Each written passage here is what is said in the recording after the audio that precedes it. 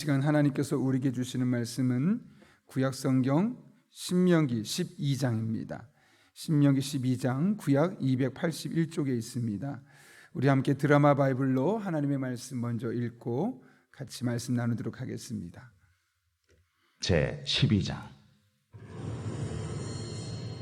네 조상의 하나님 여호와께서 네게 주셔서 차지하게 하신 땅에서 너희가 평생에 지켜 행할 규례와 법도는 이러하니라.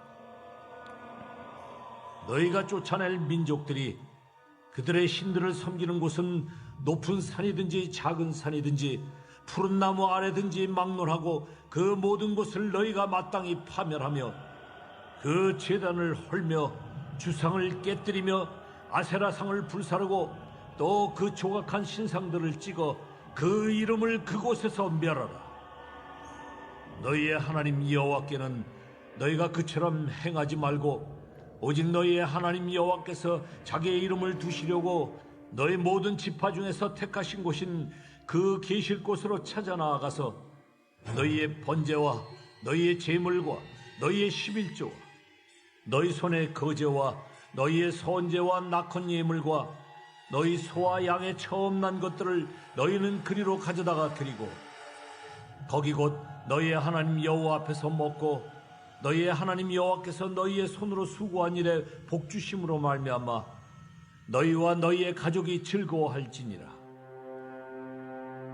우리가 오늘 여기에서는 각기 소견대로 하였거니와 너희가 거기에서는 그렇게 하지 말지니라. 너희가 너희 하나님 여호와께서 주시는 안식과 기업에 아직은 이르지 못하였거니와 너희가 요단을 건너 너희 하나님 여호와께서 너희에게 기업으로 주시는 땅에 거주하게 될 때 또는 여호와께서 너희에게 너희 주위의 모든 대적을 이기게 하시고 너희에게 안식을 주사 너희를 평안히 거주하게 하실 때에 너희는 너희의 하나님 여호와께서 자기 이름을 두시려고 택하실 그곳으로 내가 명령하는 것을 모두 가지고 갈지니 곧 너희의 번제와 너희의 희생과 너희의 11조와 너희 손의 거제와 너희가 여호와께 서원하는 모든 아름다운 서원물을 가져가고 너희와 너희의 자녀와 노비와 함께 너희의 하나님 여호와 앞에서 즐거워할 것이요 네 성중에 있는 레위인과도 그리할지니 레위인은 너희 중에 분깃이나 기업이 없음이니라. 너는 삼가서 네게 보이는 아무 곳에서나 번제를 드리지 말고 오직 너희의 한 지파 중에 여호와께서 택하실 그곳에서 번제를 드리고 또 내가 네게 명령하는 모든 것을 거기서 행할지니라. 그러나 네 하나님 여호와께서 네게 주신 복을 따라 각 성에서 네 마음에 원하는 대로 가축을 잡아 그 고기를 먹을 수 있나니 곧 정한 자나 부정한 자를 막론하고 노루나 사슴을 먹는 것 같이 먹으려니와 오직 그 피는 먹지 말고 물같이 땅에 쏟을 것이며 너는 곡식과 포도주와 기름의 11조와 내 소와 양의 처음 난 것과 내 서원을 갚는 예물과 내 낙헌 예물과 내 손의 거제물은 내 각성에서 먹지 말고 오직 내 하나님 여호와께서 택하실 곳에서 내 하나님 여호와 앞에서 너는 네 자녀와 노비와 성중에 거주하는 레위인과 함께 그것을 먹고 또 내 손으로 수고한 모든 일로 말미암아 내 하나님 여호와 앞에서 즐거워하되 너는 삼가 내 땅에 거주하는 동안에 레위인을 저버리지 말지니라. 내 하나님 여호와께서 내게 허락하신 대로 내 지경을 넓히신 후에 내 마음에 고기를 먹고자 하여 이르기를 내가 고기를 먹으리라 하면 내가 언제나 마음에 원하는 만큼 고기를 먹을 수 있으리니 만일 네 하나님 여호와께서 자기 이름을 두시려고 택하신 곳이 네게서 멀거든 내가 네게 명령한 대로 너는 여호와께서 주신 소와 양을 잡아 내 각 성에서 네가 마음에 원하는 모든 것을 먹되 정한 자나 부정한 자를 막론하고 노루나 사슴을 먹는 것 같이 먹을 수 있거니와 다만 크게 삼가서 그 피는 먹지 말라. 피는 그 생명인즉 내가 그 생명을 고기와 함께 먹지 못하리니 너는 그것을 먹지 말고 물같이 땅에 쏟으라. 너는 피를 먹지 말라. 네가 이같이 여호와께서 의롭게 여기시는 일을 행하면 너와 네 후손이 복을 누리리라. 오직 네 성물과 서원물을 여호와께서 택하신 곳으로 가지고 가라. 네가 번제를 드릴 때에는 그 고기와 피를 네 하나님 여호와의 제단에 드릴 것이요 네 제물의 피는 네 하나님 여호와의 제단 위에 붓고 그 고기는 먹을지니라. 내가 네게 명령하는 이 모든 말을 너는 듣고 지키라. 네 하나님 여호와의 목전에 선과 의를 행하면 너와 네 후손에게 영구히 복이 있으리라. 네 하나님 여호와께서 네가 들어가서 쫓아낼 그 민족들을 네 앞에서 멸절하시고 네가 그 땅을 차지하여 거기에 거주하게 하실 때에 너는 스스로 삼가 내 앞에서 멸망한 그들의 자취를 밟아 올무에 걸리지 말라. 또 그들의 신을 탐구하여 이르기를 이 민족들은 그 신들을 어떻게 섬겼는고 나도 그와 같이 하겠다 하지 말라. 내 하나님 여호와께는 네가 그와 같이 행하지 못할 것이라. 그들은 여호와께서 꺼리시며 가증히 여기시는 일을 그들의 신들에게 행하여 심지어 자기들의 자녀를 불살라 그들의 신들에게 드렸느니라. 내가 너희에게 명령하는 이 모든 말을 너희는 지켜 행하고 그것에 가감하지 말지니라. 아멘. 예전에 제가 사역했던 교회에서 한 권사님이 자녀에게 집을 사는데 좀 돈을 보태주었다는 겁니다. 그러면서 그 자녀의 집이 본인 집하고 좀 가까운 데 있다라는 이야기를 하셨습니다. 그러면서 하는 이야기가 좀 아이가 결혼하고 나서 집하고 너무 멀어지면 외로워서 좀 자주 만나고 싶고 그래서 이 지역이 좀 더 비싸긴 해서 그 자녀가 같은 지역에 서로 교제하고 싶어서 그렇게 집을 좀 사는데 돈을 보태주었다라는 이야기를 들었던 그런 기억이 있습니다. 집 사주는 것 자체가 목적이 아니라 딸과 더 자주 만나고 싶고 더 교제하고 싶고 그래서 집을 사는데 돈을 보태주게 되었던 것이죠.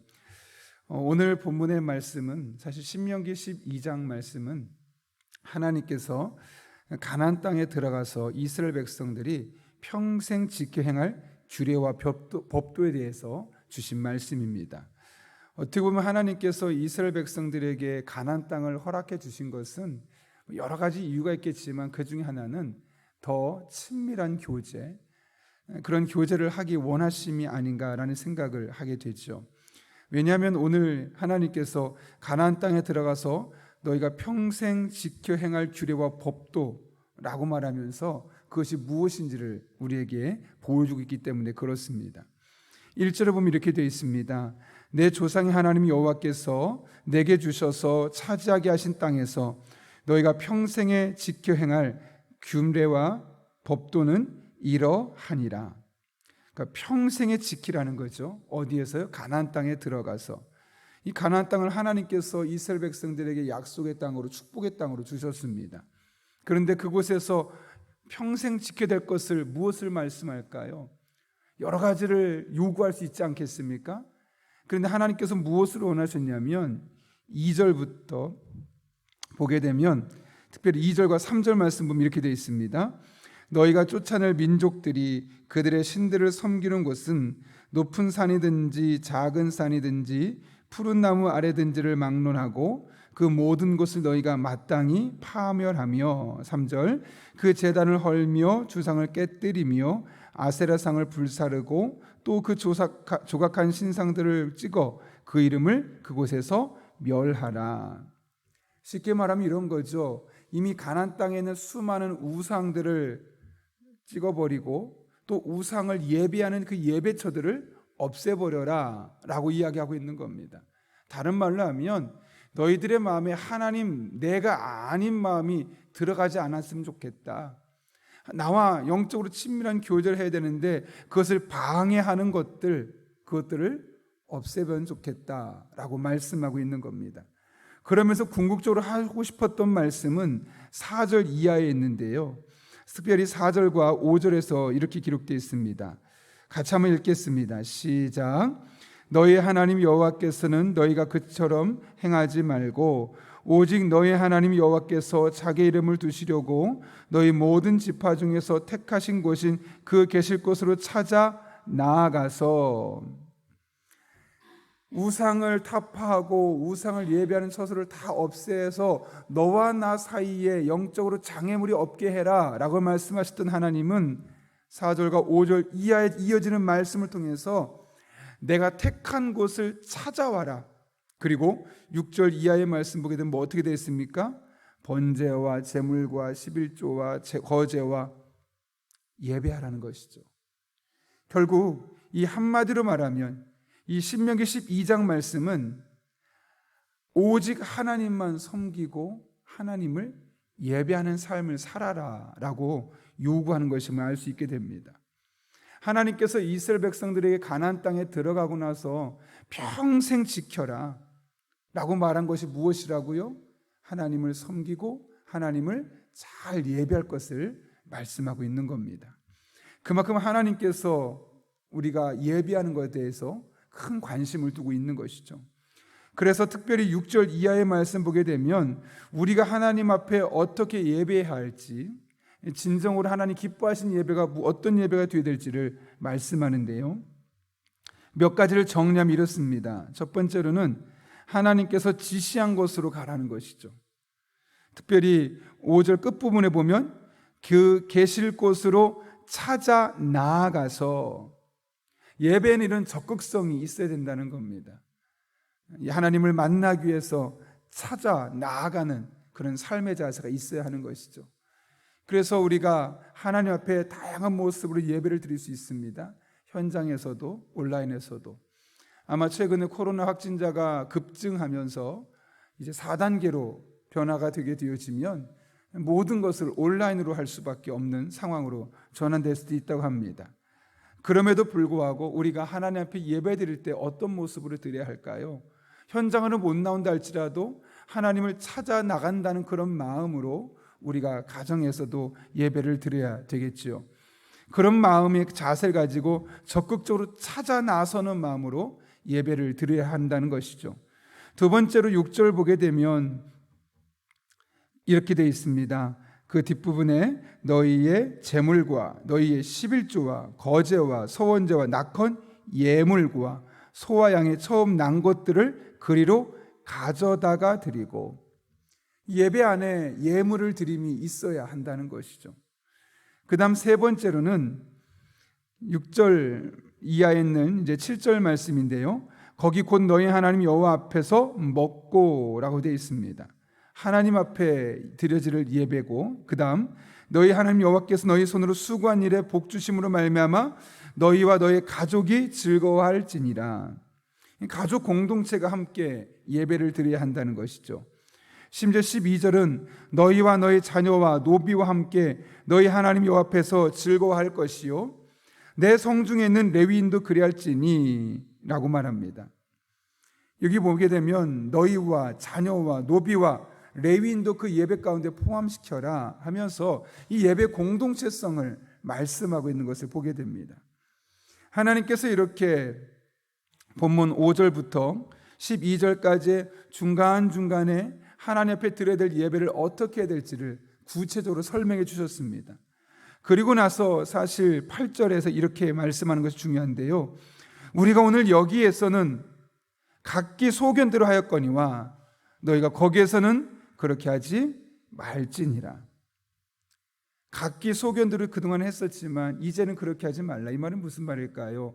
내가 너에게 제시해진 예배 틀을 따라서 나를 예배해라 라는 말씀으로 바꿀 수 있을 겁니다. 임의대로 예배드리지 말고 하나님께서 지시한 대로 예배하게 하라. 이걸 다른 말로 하면 어떤 말일까요? 각기 소견대로 한다. 이 말은 뭐겠습니까? 그 예배 중심이 누가 있는 거죠? 나입니다. 나만 즐거우면 됩니다. 그러니까 예배 모든 기준이 나입니다. 오늘 예배 시설도 내가 기준에 보기 좋으면 좋은 거고, 오늘 찬송도 내가 좋아하는 찬양을 선곡하면 그 찬양 좋은 선곡이고, 오늘 말씀 주제도 내가 좋아하는 주제면 그 예배는 좋은 예배가 되는 겁니다. 찬양대가 하는 것이든 어떤 것이든 내가 좋으면 그 예배는 좋은 거고, 내가 그 예배 드리면 뭔가 나의 마음에 불편함이 있으면 그 예배는 좋지 않은 예배가 될 수 있다는 것이죠. 근데 얼마나 많은 우리 성도들이 예배를 그렇게 평가합니까? 저 교회 예배는 좋아. 그 평가의 기준이 무엇입니까?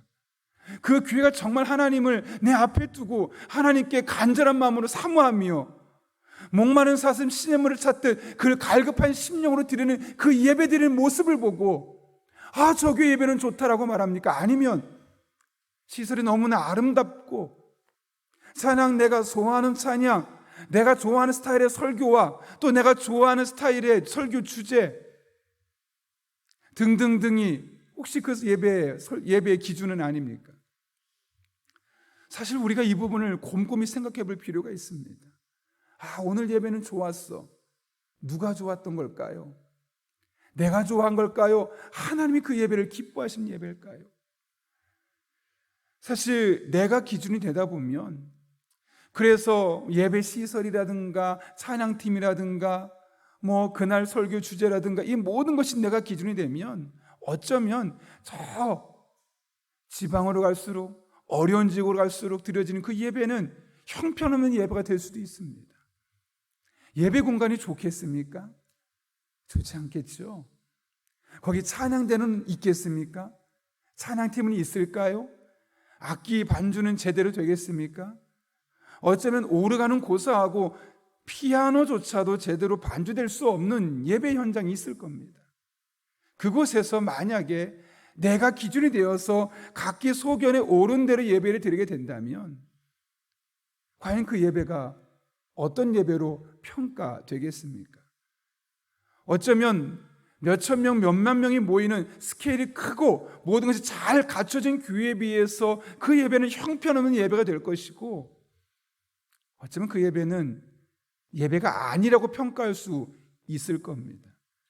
실제로 그렇게 지방에서 예배 드리시는 분들이 명절 같은 때나 어떤 특별한 계기가 있어서 서울의 대형교회에서 예배를 드리고 나면 다시 고향으로 돌아가서 예배를 드릴 때 그 마음의 만족감이 많이 떨어진다고 합니다. 제 친구 중에는 지방에서 목회하고 있는 친구들도 있습니다.